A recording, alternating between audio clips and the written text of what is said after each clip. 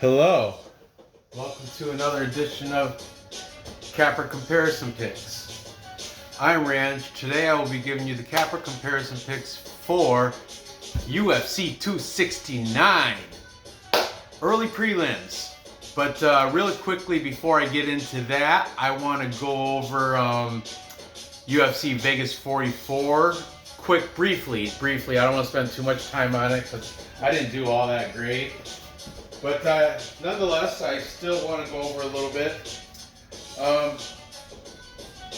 There was a lot of upset people from last week because certain things that didn't happen and did happen, drunk referees and all that good stuff. But anyway, and these are way out of order, so I'm just gonna go as I did the show, not in the events as they took place, because I forget. But I know Louis Smoka. That was the first one I got wrong. Yeah, Vince Morales caught him. Good on him. I lost that one. Then I don't know what fight was next. I'm not sure, but like I said, I'm just gonna go through my order. I think next was maybe Claudio Puelles. But I did pick that. I said within distance, and thankfully I propped that out before the fight. And Claudio Puelles got a leg lock in the third round against Chris Grutzmacher. So I got that one. Claudio Puelles, he's my new boy. I'm a fan of Claudio. Then I'm not sure what happened with next, but I think I want to say maybe Zhalgas Zhumagulov, Manel Kape. Manel Kape did get the job done. He got a TKO round one. I did a hedge bet on Zacco after... Oh, the live show last week was great because, of course, there was me and BC Dave, regulars. And we had Mbe, Minnie. Thank you, Mbe, for coming on. The chat seemed to really like her. Most of them. Some of them do not like... Some of them, she does have some people that aren't fans of her, such as Josh Aragon from Parlay Punch. Didn't like how she was dissing BJJ and bald people for some reason. But I don't think it was, she was kind of jokingly dissing the bald people, whatever. And the BJJ, she has her own opinions. She thinks that's the weaker style, whatever. I think karate is probably the weakest style coming into MMA. But hey, everyone's has their own opinions on this stuff. Anyway, so Manel Kape took care of Zacco, and I did hedge bet Zacco, but my pick was Manel Kape. So, thing is, on Tapology, what happened was, after tipping some back on Friday, I put in my picks, but I never hit save. So, in the contest, I only had nine picks of the 13 fights. Only 9 of the 13. So be it, whatever. I wouldn't have won anyway. I think Andrew Dunn, I think that's the name, maybe. Eani Man or Lonnie Man. I don't know if it's an I or an L, but congratulations on Andrew. I think it's Andrew Dunn. He's in the comments last week that he said I won, and he did win. You'll have a t-shirt coming after Dave hooks you up. Were you in the chat? I'm not sure if you were in the chat. If you were in the chat Friday, you get a t-shirt coming. If you weren't, no t-shirt. You have to be in the chat to get the t-shirt. Anyway, where was I? Shoot. Let's see. Alonzo Menifield. What a disappointment. Alonzo Menifield, William Knight. I had picked Menifield. Got that wrong. William Knight got the decision victory. And it really shouldn't have been, because Menifield, in my opinion, he might have lost round 1, but round 2 was kind of up in the air, which I think he should have won. And round 3, he did control time against the cage against William Knight that whole round. So I don't know how, whatever, it's done. It was a very poor performance, I think, on both parts. And I think the judges were wrong, and so does DC. If you listen to the commentary, DC also thinks they're wrong, because he had it going 1-1 going into the third, as did I. William Knight, yeah, I don't know. It was whatever. I don't want to discuss it much more. It's wasting too much time on it already. William Knight got the decision victory against Alonzo Menefield. Both those big boys, I'm looking to fade them, whoever they fight next. You know. And who else we got? Brendan Allen, Chris Curtis. Chris Curtis took care of business, TKO round 2. Thankfully, I hedged that. That made... on Tapology, I think I didn't... Doesn't matter because I Tapology, I didn't put all my bets in anyway. But on paper, I changed it. On paper, I picked Chris Curtis get the decision victory. You can see the change. Originally, I was on Brendan Allen with the Capper consensus. But after discussing it a little bit and watching CJ Safdie, like I said in my video last week, I'm going to say watch Cody Safdie because he's a Chris Curtis whisperer. He follows him very closely, and he said take him, he's going to win. And I said the Sean Strickland factor also. Mentioned that in the live stream. I mentioned that in my show. That's why I flipped my pick. I just, like I said, I flipped it on Tapology, but I never hit save. I'm a dummy. Didn't hit save because I was tipping beers back and I was a little bit intoxicated. What else do we have? We have the, Jimmy Crute. What poor fight IQ for Jimmy Crute. What are you thinking? Stupid. Gonna stand and bang with Jamal Hill. I told you, I can't stand when grapplers try to strike when they know grappling is their strength. What are you thinking? That was another one of those. Upset with that, Jimmy Crute. Upset. Poor grappling. Poor fight IQ in that. He should have took it to the ground. You're gonna stand and bang. Let's see. Talked about those. The Darian Weeks Barberina fight. That one I never covered on my show, but I did pick. Actually, I picked Darian Weeks, but on the live show, I picked Darian Weeks only because Barberina's got a bad back, and he had like back surgery, and a couple doctors said he shouldn't fight ever again. But live betting, well, not live betting, but moments before the fight, I saw him, the background before they were walking out, and I did place a small bet on Barberina, just like a why not type bet, and he came out. He got the decision victory. Cheyenne Flismus, live show, I said Mallory Martin, but I told you my picks didn't change on Tapology, so Tapology kept my pick as Flismus. Flismus got this decision, so she's fierce, man. Her forward aggression, her pace she's so fast, that girl. Mallory Martin really couldn't get anything going on the ground because Flismus her striking would not let Mallory Martin. I think she went 0-4 for takedown attempts. So Cheyenne Flismus was just too fast for her. Because there was not a chance there. Maki Pitolo, Dusko Todorovic. Maki Pitolo again with a poor fight IQ. I did pick Dusko, and I picked him throughout. I picked him during my Capper show. I picked him during the live stream. Picked him on Tapology. I picked him all the way around, and he got the TKO round 1 because Maki Pitolo going for a guillotine, which he shouldn't have been good. I don't know what he's thinking. Coconut bombs, throw some bombs, dude. But anyway, it went my way anyway, so that's good. That was the only green sheet and that wasn't really a green sheet. I won because I did Dusko and Cheyenne Flismus in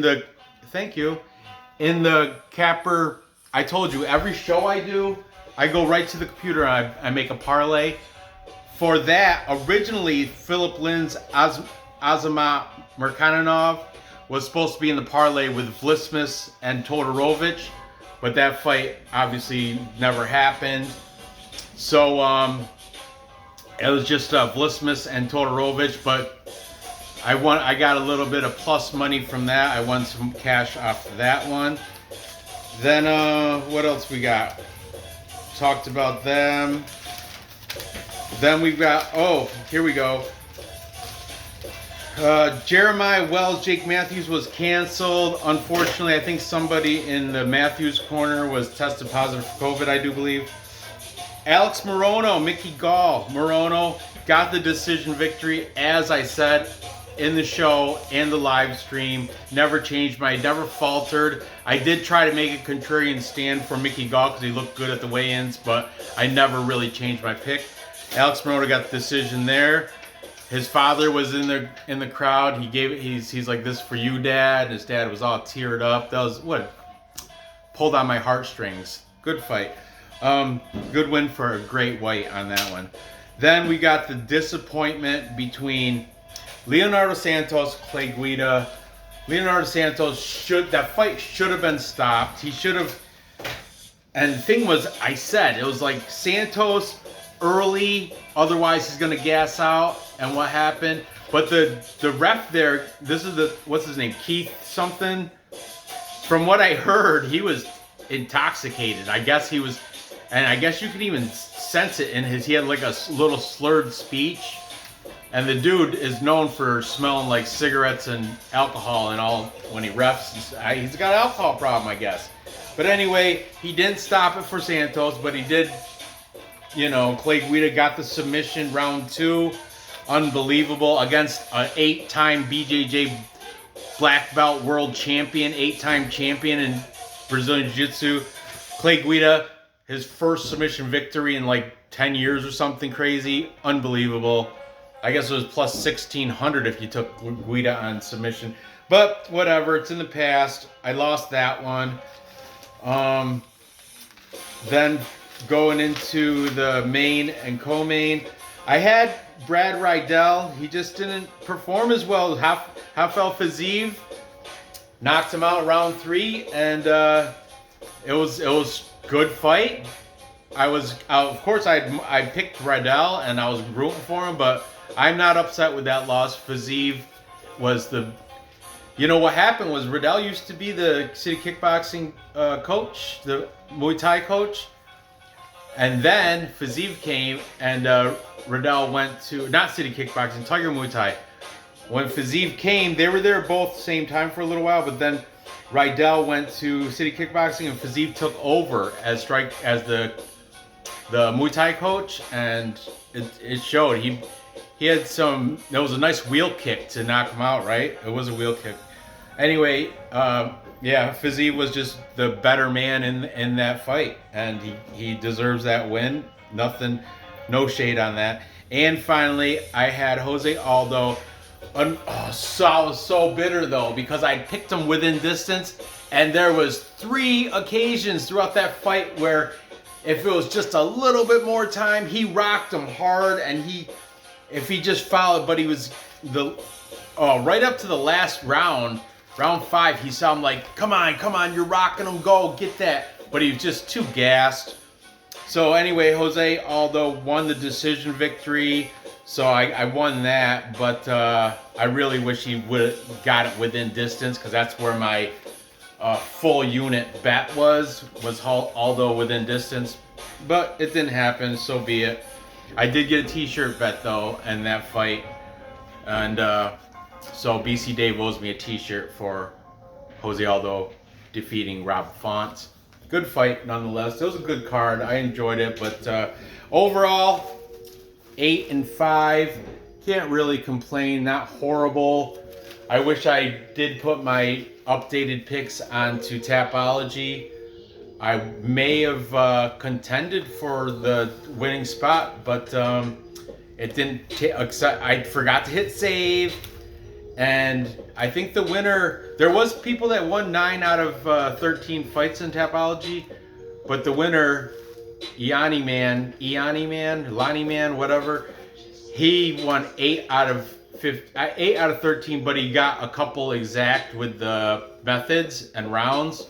And that's why I think I had Chris Curtis winning by TKO in round 2. But the stupid didn't go through. If it did go through, I would have lost, though, because I had picked, I wanted to flip my pick from Cheyenne Felismus to Mallory Martin.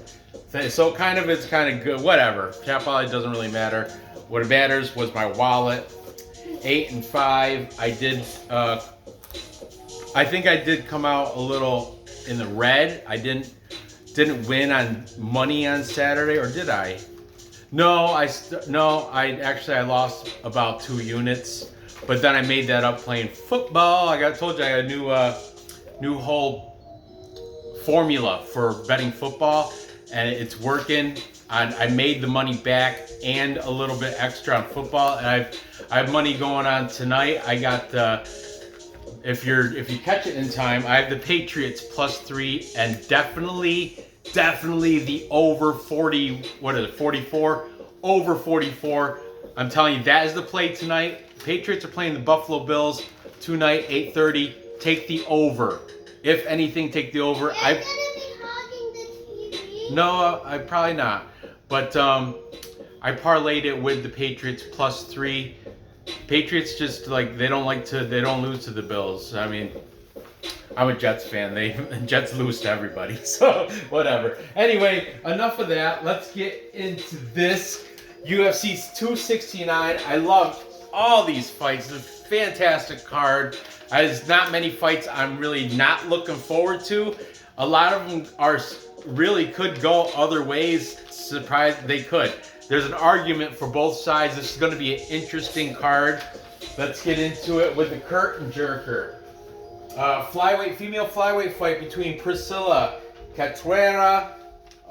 Some people like to call her Priscila Catch a Beating, but Priscila Cachoeira, the zombie girl, is taking on Gillian the Savage Robertson, the Canadian versus the Brazilian.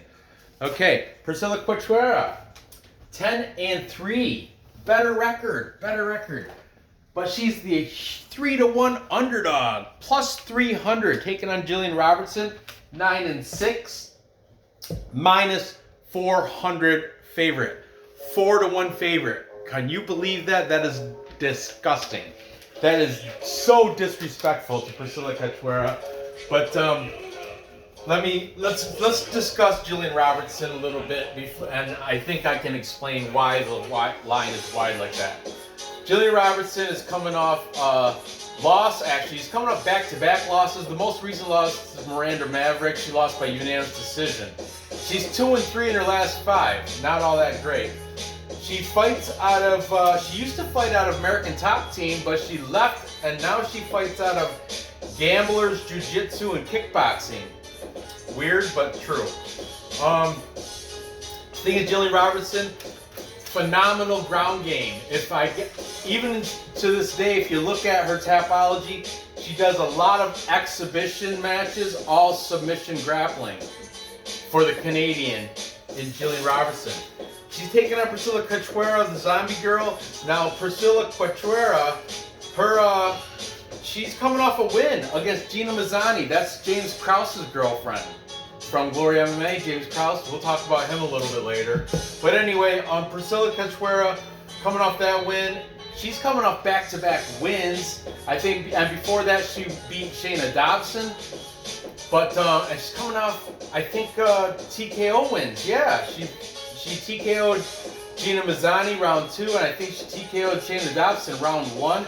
But before that, she's got some very bad losses. But the thing is, she got a humiliation loss to Valentina Shevchenko in her UFC debut, but that was short notice, and it was her debut against the GOAT. I mean, she was expected to be embarrassed and humiliated. But you know what? I'll give it to her. She never gave up in that fight. Never gave up. She was moving. She never she was moving the entire time. Priscila Cachoeira, zombie girl, 2 and 3 in her last 5. Problem is, she has 41% defense, takedown defense, and striking defense. She's horrible at defending any attacks. She calls herself zombie girl because she can just eat punches. Boom, boom, boom. She'll come, kind of like the Korean zombie. She'll just keep coming. But she'll eat 5 punches to land a hard one. And the thing is, when it gets to the ground though, 41% takedown defense. Horrible takedown defense. She's got crap takedown defense, garbage grappling. That's why Robertson's a minus 400 because Jillian Robertson is known for her jiu-jitsu game, and Priscila Cachoeira is known for not having jiu-jitsu, despite being training out of Brazil, she used to be out of Piranha Vale Tudo, but she has now switched to Academia Fight Team Figueiredo. So take that for what you will, you know. Davidson Figueiredo, he's well rounded. So you got to think Priscila Cachoeira she's Brazilian too. Aren't those Brazilians like bred learning jiu-jitsu from a young age? It's either you want jiu-jitsu or do you want to play soccer? What it's gonna be. So football. But anyway, Priscila Cachoeira plus 300, and she's got the 2-inch height and 2-inch reach advantage. I don't know, man. This might be a trap. I don't know. Let's see what the cappers have to say. Julian Robertson is the stat diggers. Both Wheezy and DFS are both taking Robertson. Both of them, I think, are taking her by submission also. They do have the stats. They're the ones that told me about the shitty defense on Cachoeira. And they're the ones that, DFS is the one that pretty much the whole time call her catch a beating. Priscila catch a beating. She does catch a beating, but she's got some power in her punches. So, all right, then we've got James Lynch, the interviewer. He's saying Robertson should get a decision victory here, probably mostly by control time, using that, because Cachoeira, once you get her to the ground, she's like a turtle on her back. She's not going to be able to get up. But, I don't know. And Julian Robertson, she's 9-6. Cachoeira's 10-3 as pros. It's just, I don't see it. And Julian Robertson's coming off 2 losses. Cachoeira's coming off 2 wins, knockout wins. That's what I understand the grappling. I understand that there's a vast difference in grappling, but we'll see. We got MMA Pick'ems podcast. That's my boy Ray. Ray is from Pick'ems, is also taking Robertson by submission. You know. Then we've got Tiger Bomb. These guys are split. Welcome back, Jose. Jose is back, and Johnny is on Robertson. But then we've got Tiger Bomb. Jose is on Priscila Cachoeira by knockout. I like that, Jose. I like it a lot, believe you me. And finally, Fight Night Pick Brothers, the Allens, also split on this. We got the older brother, Craig, of course, taking Robertson. But Matt, the younger brother, is taking Cachoeira. And I'm not going to write it, but I do believe he also thinks he's going to get the knockout or decision she's got the strength in striking, despite her absorbing all those punches every minute. Robertson is more known as a grappler. It's going to be grappler versus striker. And that minus 400 is disgusting, right? And plus 300 for Cachoeira. Whew. I'm gonna take the underdog here. Plus 300. Priscila Cachoeira, the zombie girl. Jillian Robertson has not been that impressive to me. You know, she lost to Miranda Maverick, and I'm hoping Cachoeira changing her gym. She was, like I said, Paraval Tudo. Now she's over at Figueiredo's team. Maybe she's been working on her holes in her grappling defense. And maybe she can keep at plus 300. I'm willing to take that bet. I'm going to go with her, and I'm picking her for my Tapology pick. And I think she's going to, I don't think she's going to knock out Robertson, but I think she's going to hold it, get enough strikes to win a decision victory here over Jillian Robertson. So there you go. That's my pick. That's my story, and I'm sticking to it. Let's go. Zombie Girl. Priscila Cachoeira at plus 300. Cut it out. I will, even if I did take Robertson, which Robertson on paper, she should win. If you look at the stats, line them up side by side, look at Robertson, and she's very active. Like I said, look at her Tapology. She has a whole bunch of exhibition submission wrestling matches, which she doesn't win them all, but I'm just saying they're there.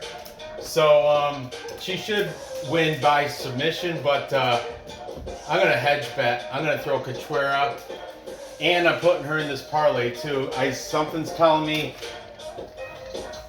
yeah, they matched her up. I mean, I don't know. This is the trap. That's the trap. Moving on. Next we have, this is going to be an interesting banger too. Randy Costa, the Zohan, taking on primetime Tony Kelley. Interesting fight here. Randy Costa 6-2 as a professional fighter, minus 180 favorite. Tony Kelley 7-2 as a professional, plus 155 underdog. Let's talk about Randy Costa. Randy Costa's a high first round output type of guy, and he's kind of like, if he doesn't get it done in the first round, then he's gonna probably, because he put so much into the first round. I think last he's coming off a loss to Adrian Yanez, and I heard he had 57 strikes, significant strikes in round one. That's why round two he was gassed. He dumped his tank. He dumped it round one, and Adrian Yanez knocked him out in round two. Adrian Yanez still had fuel in the tank, had the cardio going. You think the people like that, though, you think they would learn something. He is in Sanford MMA, 0-1 as he's only lost that one to Yanez since he's moved to Sanford MMA. So hopefully they see, Henry Hooft sees that, and they end up telling him, pace yourself. Pace is the key to keep the cardio up. Anyway, he's 3-2 in his last 5. He does have some nice wins. Journey Newsom, no longer in the UFC, and another guy, no longer UFC. But he has a win against Ricky Tercios, actually, in the Contender Series, I think. So that's that's interesting. Anyway, Randy Costa, these guys are the same height, but Randy Costa does have a 3-inch reach advantage over Tony Kelley. Now let's talk about Tony Kelley primetime. He used to be out of, Tapology has him listed at 0. They don't even know where he's out of. But he used to be out of Alpha Male for a bit. And he has since changed to, now he's at Soul Fighters. And his main training partner is Alon Cruz. I don't know if you remember Alon Cruz. He's a UFC fighter. I think he's like 1-1 in the UFC, if I'm right. Or maybe 1-0 or 0-1 or something. I do remember covering a fight of his before. But Tony Kelley, he's got an interesting background. He was on an MTV reality show called Caged back in like 2012, which I never saw. I don't even know about it. Back in 2012, there was a show called Caged, on MTV as a reality show. I guess kind of like Ultimate Fighter deal. I don't know. But he's coming off a win against Ali Alkazi, unanimous decision. That was in the UFC. His UFC debut, he lost to Kai Kamaka III, who coincidentally won me money last Friday because in Bellator, I had parlayed him and Mike Hamill together in a parlay, ex-UFC fighters. I took it just out of just for fun and cash that ticket, cash that in. But anyway, Cachoeira third, not bad. I think he was 1-2 in his little UFC stint. 1-2-1 maybe. I don't know. Or something like that. Just you know. But Cachoeira, not horrible. Tony Kelley is 3-2 in his last 5. Before his UFC debut, he was out of Legacy Fight Club or Legacy Fight Championships, and another one called Know Your Role or Earn Your Keep or something weird. I don't know. Your turn. But they're both like a Louisiana regional scene, which is it's not that bad. When he did fight, and he was headlining all those fights down there in that Legacy and all that, and he had fight Kevin Aguilar. He had a fight against him, which is, I guess you can, if you're one to watch old tape, you can find that fight. The thing is, he was interviewed by John Hyo Ko, and he was supposed to fight over the summer against shoot, I forgot who. I want to say like maybe I can't remember. He was supposed to fight over the summer. It was canceled though. You know why? Rotator cuff injury. He had an interview with John Hyun Ko. JHK interviewed him, and I guess he revealed that, or it was revealed, and that was released to me by. Well, James Lynch did not say that because he on his Patreon he did, but he said I got information about this fight regarding these guys and an injury that still might come into play. However, Fight Night Picks, those guys don't care about James Lynch's, and they're friends with JHK too, John Hyun Ko, and they come out straight out and they're like, oh yeah, Tony Kelley had a rotator cuff injury, and that's why I'm fading him this fight. Because rotator cuff injury, if you're a baseball player, you get a rotator cuff injury, that's a career ender. So you got to think. And I guess I didn't see the interview actually, but John Hyun Ko interview. But I guess he said he had to redevelop his whole fighting style. Because that was his jab arm, his lead jab arm. I don't know which one it was, but he said he had to change his fighting style to accommodate his rotator cuff injury. That's hot take news, boy. So anyway, keep that in mind when you're coming up with your decision here against Randy Costa and Tony Kelley. Okay, let's see what the cappers have to say in regards to this fight. Randy Costa, like I said, almost 2-1 favorite. The line did move. It was at -200, and now he's at -180. Tony Kelley was a plus 170. Now he's a plus 155. That means money's been coming in on primetime Tony Kelley. Because Costa, people are doubting his gas tank because he's a round one or bust type of guy, and he's shown that many times in his career. After round one, if he doesn't take care of and look at his past performances, his wins, not all of them. Yeah, Journey Newsom, we just go through. And he wins round one. And if he doesn't win round one, it's bust. He loses. And so let's wonder if Sanford MMA has worked on his pace and cardio. And I wonder if Tony Kelley's rotator cuff injury is going to, be a factor here. Anyway, age-wise, Costa does have what's up, baby? Hi. Costa does have the edge at age 27, where Tony Kelley's 34. That's nice. All right, let me do the show. Let's start with the favorite here. We've got, like I said, both Fight Night Pick brothers are on Costa, specifically because of that rotator cuff injury on Tony Kelley. I know James Lynch was trying to keep that. He's like, he goes, there is an injury hot take, but I'm not going to mention it on my show. I did mention, drop it. I mentioned it in my Patreon, which I do follow. I am a patron of his. I pay it's cheap. It's like $9 a month or something. I pay for I actually am top tier in James Lynch. I think James Lynch is phenomenal. But anyway, James Lynch did also, I want to say he interviewed Randy Costa, but it wasn't on his show. He does a list of everything, and he interviewed both these guys, but Kelley's is on the list. Tony Kelley's interview is on that list, I think. But Randy Costa, that was on something else, like Bodog or something, which I guess you have to search Bodog or something, and you can find an interview of Randy Costa in there. And he talks about his cardio problems too. These guys are straight shooters. John Hyun Ko, fantastic. He does not pull punches with his questions. He goes right to the heart.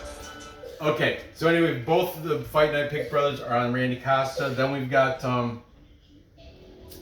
Tiger Bomb.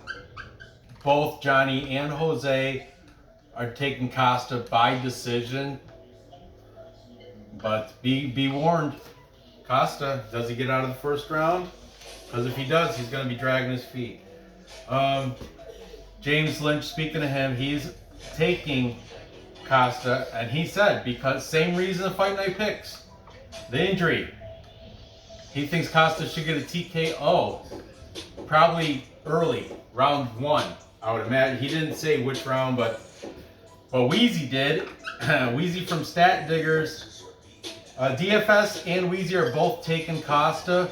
Wheezy actually said he would bet knockout round 1 for Randy Costa. So I'll just write that small here. KO first. And finally, we've got MMA Pick'ems Podcast. As the contrarian, that's right, my boy Ray is taking primetime Tony Kelley because of Costa's gas tank. He said that's a big hole in his, it's a repetitive problem he's had.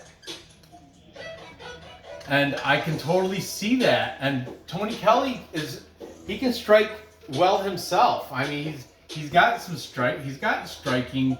He's, like you said, he's got years of experience. He was on that show that I never even watched back in 2012. Came off that show and went on a Tapology. He had a big green streak until he fought, was it Kevin? I don't know. But anyway, I totally can see a route to victory for Tony Kelley, but I'm going with the hot take info that I got from the Fight Night Picks and James Lynch, even though he's trying to stay low key with it, still slid out there. And I'm going to take Randy Costa because of Tony Kelley's rotator cuff injury. I think Costa should be able to get it done. I don't know about decision. I want to say within distance. Hopefully he's worked on his... I'm just going to write within distance. On Tapology, I'll probably pick first round, but because he does put that high output in the first round. I heard he's got some video game statistics, like 18 punches a minute or something. 18 significant strikes landed a minute, but he's only got a small, he doesn't usually go out of the first round. So you're basing that on the first, like I said, high output first round. First round's 5 minutes. If he's putting up 57 strikes against Adrian Yanez in the first round. So that averages out to be 11 point something, almost 12 strikes per minute. If 57 divided by 5 is 11 and something, 11 and 7. So 11.2, I don't know. But anyway, thing is, 11 strikes per minute, high volume on Costa. He gives it his all. I think he should be able to get it done against Tony Kelley. Moving on, now we have the Grapplers matchup. This is going to be very interesting. Ryan Hall, BC Dave's one of BC Dave's favorite fighters, the beta male, the king of the beta males. That's what I like to call him, because he's very, reserved, mild-mannered, but he's got slick, sick jiu-jitsu game. His tapology, which hasn't been updated since 9 years, but 9 years ago, his tapology said he had over 300 victories in submission grappling, which in BJJ tournaments, over 300. That's phenomenal, phenomenal. And that was 9 years ago. Ryan Hall now, though, comes in as the favorite here, minus 200. He's 36 years old, so he's the older fighter, but not by all that much. Darrick Minner, 31 years old. And Ryan Hall, the Wizard, didn't get that name for, you know, not being good at jiu-jitsu, is coming in off, he's coming off his loss to Ilia Topuria. But Ilia Topuria is undefeated, a beast. Ilia Topuria hasn't lost anybody. So Ryan Hall was kind of like going, it was an uphill battle for him. And I remember watching that, he kept trying to get like a stupid Imanari rolls and weird like scissor takedown, trying to just, you know, he wants to take it to the ground. That's his best path to victory every time, because he is such a phenomenal jiu-jitsu player. But this year, man, we've seen Rodolfo Vieira get tapped by Fluffy. We just saw last week, we just saw Clay Guida tap Leonardo Santos. So all these BJJ black belts, they are finding losses, because this is not a jiu-jitsu match. It's a MMA match. So you got to consider that too. Ryan Hall 8-2, minus 200. Darrick Minner's 26-12. Man, the experience, UFC, MMA fight experience is there for Darrick Minner for sure. He's got way more veteran experience over Ryan Hall. Ryan Hall, last I knew, was training out of TriStar, which is in Canada, up in Quebec. I think he lives in Virginia, so I don't really know what his training has been, but I do know about Darrick Minner's training. Let me tell you about Darrick Minner. Darrick Minner's coming off a bad loss to the damaged Darren Elkins. No. I'm doing a video. No playing with your Jeep. No. Get it out of here. Go. Darrick Minner training out of Glory MMA with James Krause. I just finished watching an interview with John Hyun Ko. Definitely check it out. Definitely check out the Darrick Minner interview with John Hyun Ko. Okay. Thing is, 26-12, those 12 losses, 8 of those he got submitted against, he got submitted against people that are less than Ryan Hall when it comes to submission BJJ. That's a very, very interesting fact that you can't avoid. 8 of those 12 losses are by submission for Darrick Minner, okay? But Darrick Minner does have a little, he's not bad. He's got a little submission game himself. I do know he's tapped out people like Terrence McKinney. He's on that list, and a couple others. But regardless, he is 3-2 in his last 5 also, where Ryan Hall is 4-1. Like I said, and Darrick Minner is coming off a loss to damaged Darren Elkins, where Ryan Hall, if you want to do MMA math, Ryan Hall beat Darren Elkins by unanimous decision. But in that JHK video interview, Darrick Minner did say he realized that he blew his gas tank, he blew his cardio, and that's why round 2, he got ground and pounded out, because he had nothing left in him, because he pulled a Randy Costa. He pulled a Rafa Garcia. He pulled one of those where you give it all in the first, and it didn't come to fruition, and he lost in round 2. It happens. But Darrick Minner also is not a dummy. He realized, this is where you have to watch that video, because Darrick Minner realizes he's going against Mr. Leglock himself, the Wizard Ryan Hall. So what's he do? at Glory MMA, James Krause gives these guys method of victory. He gives these guys James Krause might be up for like MMA Coach of the Year. He does. He changes these guys. And Darrick Minner just did not. He said he was like, yeah, I should have listened to my corner more last fight against Darren Elkins. He knows his mistakes. He dropped the ball and he realizes that. But now he's going against Ryan Hall, Mr. Beta Male, the Wizard, who is rolling around looking for that to get it to the ground. But Darrick Minner realized that. That's why he said I don't think he mentioned names, but he said, at Glory MMA, I got 2 guys I've been working with 3 times a week, a brown belt and a black belt, full jiu-jitsu practitioners, not MMA guys, not punchers, not strikers, not boxers, Brazilian jiu-jitsu experts. He said a brown belt and a black belt, 3 times a week. All I have them doing is trying to get me in leg locks. All I do 3 times a week is defend leg locks because I know who I'm fighting here. I'm not a dummy. I'm telling you, whoo-wee, this is going to be a hot fight. The odds are not portraying this fight correctly. Money has come in a little bit on Darrick Minner because he was a plus 180. He's dropped down to plus 170. Ryan Hall was a minus 220. Now he's a minus 200. But let's see what the cappers have to say in regards to this fight. Taking Ryan Hall, we've got Tiger Bomb. Both Jose and Johnny are taking Ryan Hall.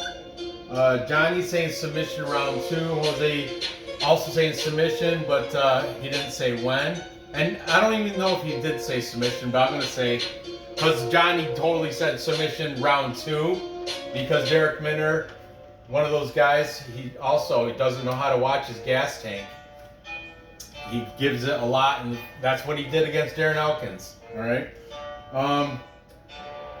Then we got Ray from the Pick'ems podcast, also taking Ryan Hall here.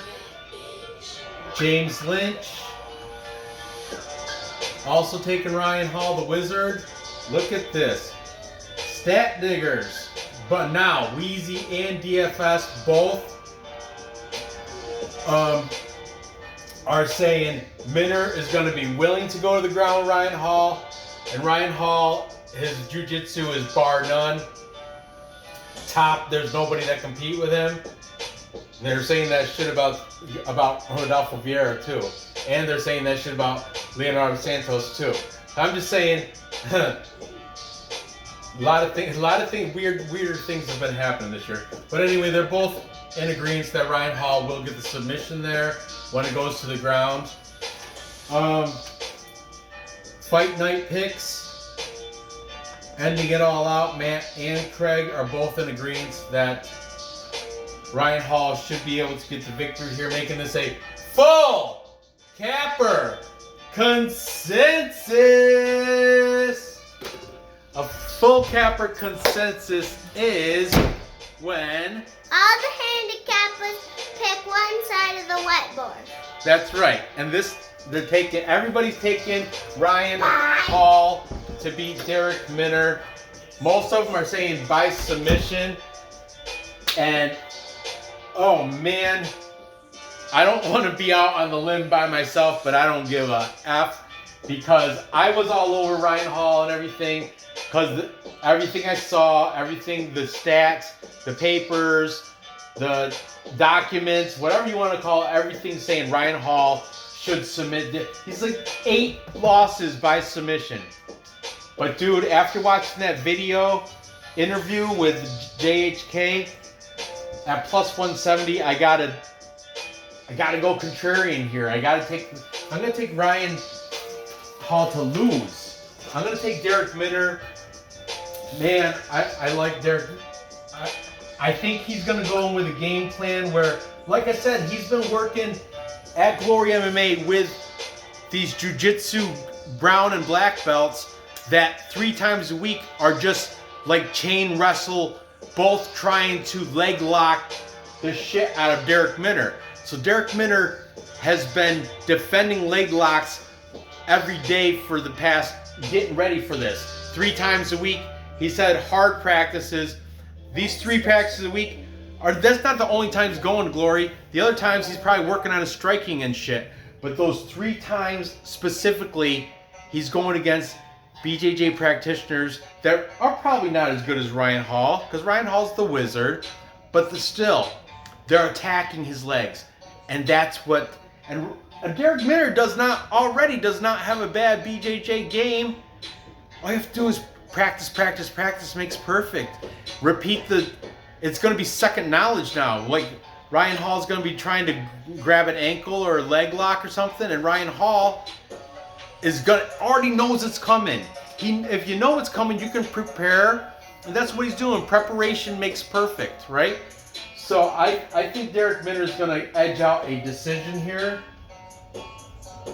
He's definitely not going to submit Ryan Hall, but stranger things have happened, you know.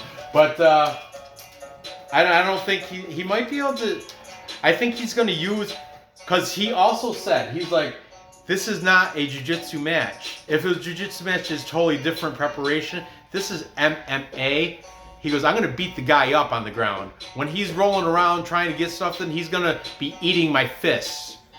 I loved hearing that. I'm going to take Darrick Minner to beat the beta male by decision via volume of strikes. Significant strikes landed are going to go in favor of Darrick Minner. Ryan Hall does have some weird striking and kicking, and just like, it's kind of like karate style kicks and strikes, but I don't know, something's telling me take Darrick Minner here. I'm going to take him to get the victory here. So there you have it. So to recap, wait, you go to bed? Recap! Time check. Thank you. To recap, time check. Time check. We've got, to recap, I've got... What time is it? Almost 8 o'clock. Get in the other room. What? I don't know, you don't have to. I've got Priscila Cachoeira, the big underdog, huge underdog, upsetting Julian Robertson in that trap fight. I think she's going to outstrike Jilly Robertson. And I think she's been working on her stand-up, working on her takedown defense, I hope. And Jillian Robertson has not been that impressive to me as of lately. I mean, losing back-to-back fights. So I'm going to take Priscila Cachoeira to get the decision victory over Robertson. Then I've got Randy Costa, the favorite here, with the majority of the cappers because of Tony Kelley's rotator cuff injury. It's hard to fight with an injury and rotator cuff.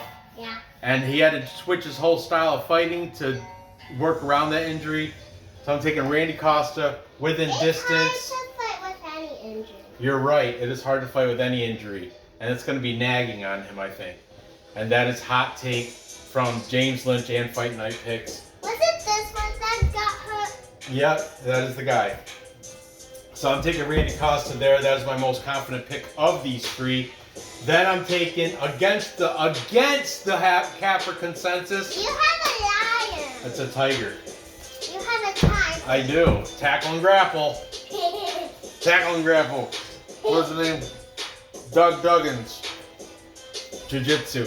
Anyway, finally I'm taking Darrick Minner to win this MMA fight, not Brazilian Jiu-Jitsu grappling submission fight. MMA fight against Ryan Hall. I think his preparedness is going to take him to victory. I think he's going to beat Ryan Hall up when Ryan Hall's going to be working to try to get the submissions that Darrick Minner is going to be successfully defending. And yeah, I think Darrick Minner is going to pull out a decision upset. there you have it, man. I know some of these are real crazy. This one and this one specifically, but there you have it. Gather the info, place those bets, and cash those tickets. Bye. Cash those tickets. I appreciate you watching.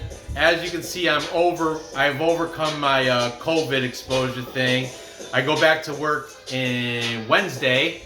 I have one more day of coronacation, but I am not sick anymore. I feel fantastic. I feel much better. But thanks for watching. Give me that thumbs up. Go ahead and fill the comments with all your agreements or opposition to my picks. Give me what you think is going to happen in these 3 fights. Stay tuned for tomorrow when I cover the next 3 prelims up the order. And good luck on these bets. I'll see you tomorrow. Thanks for watching.